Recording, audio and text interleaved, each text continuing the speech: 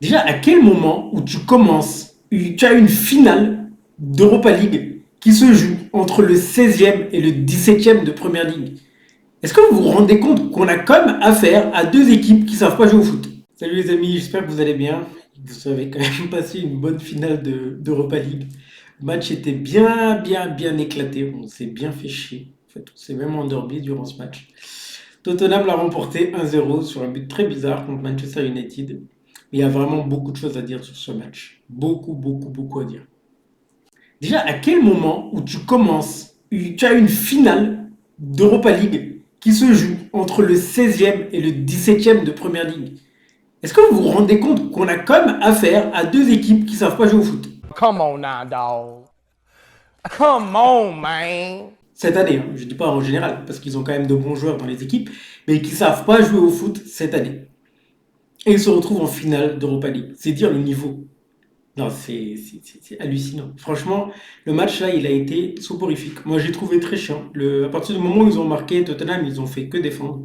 Ils ont même pas essayé de produire, de faire quoi que ce soit. Alors, c'est une équipe pourtant qui pourrait un tantinet jouer au foot. Mais voilà, ils ont pas forcé. Ils se sont dit, on l'a marqué, on met le plus. Et ça a marché pour eux, parce qu'au final, ils ont gagné le match. On va pas dire qu'ils méritent pas, mais ouais, tu vois, ils ont pas forcé. Après, derrière, il y a Manchester United aussi. Ils ont pas. Moi, je trouve qu'ils se sont pas. Ouais, tu vois, ils avaient le contrôle du jeu, mais sans réellement se créer de situation. Genre, c'est bien beau d'avoir la balle, de faire beaucoup, voire trois ou quatre fois plus de passes que ton adversaire, mais si tu n'arrives pas à marquer de but, ça sert à rien en fait. Et c'est ce qui s'est passé aujourd'hui, c'est que je les ai sentis complètement inoffensifs. Un joueur comme Bruno Fernandes, bah après en même temps, si tu as des gens comme, j'ai rien contre Amad Diallo, mais si tu as des gens comme Amad Diallo, Ojloun devant, qu'est-ce que tu veux faire? Genre, t'as des joueurs qui savent pas faire des appels qui sont bons, qui savent pas, bah, dans le dernier geste, qui ont aucune lucidité. Ce qui fait que t'as beau être un joueur comme Bruno Fernandes, qui est vraiment un joueur exceptionnel, il n'y a rien à dire là-dessus, mais il se retrouve esselé. Je veux dire, c'est un joueur qui est au milieu de terrain, qui est censé distiller de bons ballons à des attaquants, mais des attaquants qui sont pas au niveau. Et c'est là où, en fait, Manchester United a pêché aujourd'hui, ils ont pu rien faire. Et moi, j'ai de la peine pour eux, hein. Franchement, être supporter de United aujourd'hui, c'est une catastrophe. T'imagines? Tu joues une finale où tu prends un but, tu dois tout faire pour revenir, mais rien que dans le body language des joueurs, tu sentais qu'il y avait quelque chose qui allait pas.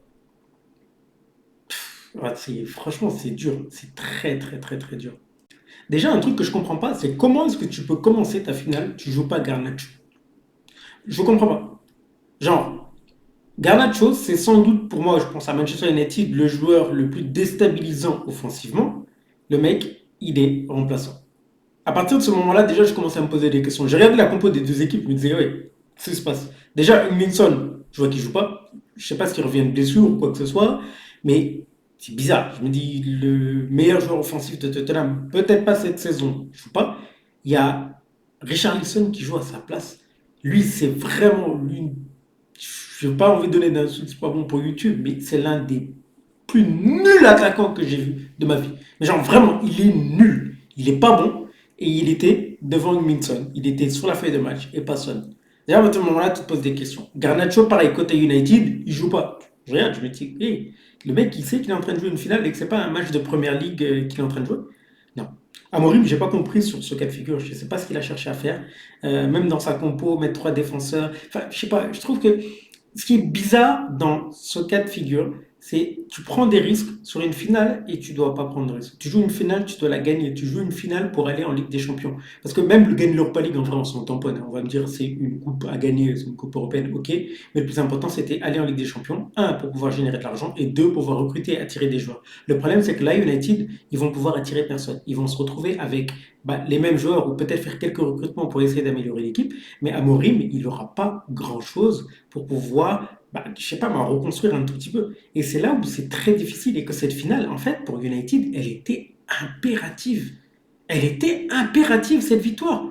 Mais franchement, ils ont joué la finale comme si c'était un match de première ligue. Je vous jure, hein, je vous jure que c'est l'impression que j'ai eue. Je sais pas si vous c'était pareil, n'hésitez pas à me le dire en fait dans les commentaires, mais j'ai pas senti United vouloir gagner ce match. Sur la fin, il y a eu une action, je crois que c'est la tête de Luke Shaw, ok, c'est bien beau.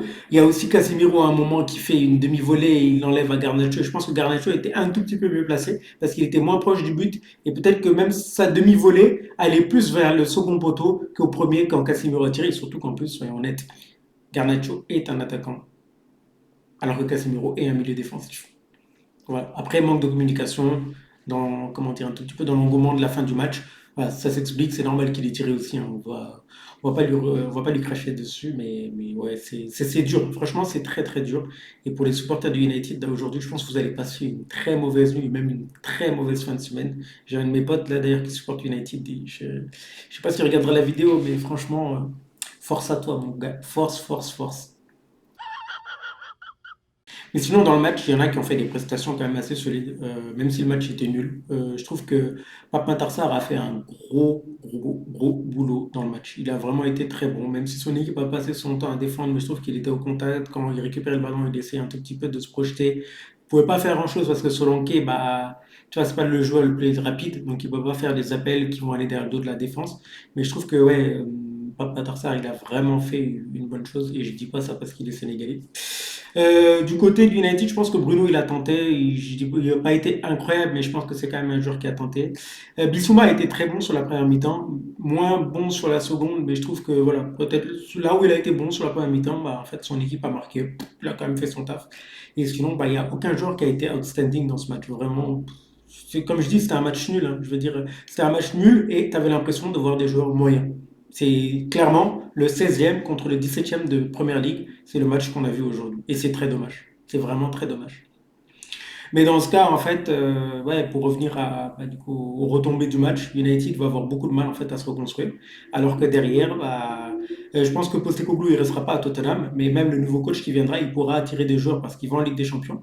Et je pense que ça va donner un second souffle à l'équipe qui pourra avoir de nouveaux joueurs, être plus performant et je pense aussi pouvoir bah, du coup se reconstruire parce que Tottenham malgré tout est une équipe qui a de bons joueurs et même certains sur certains postes il y en a qui sont très bons.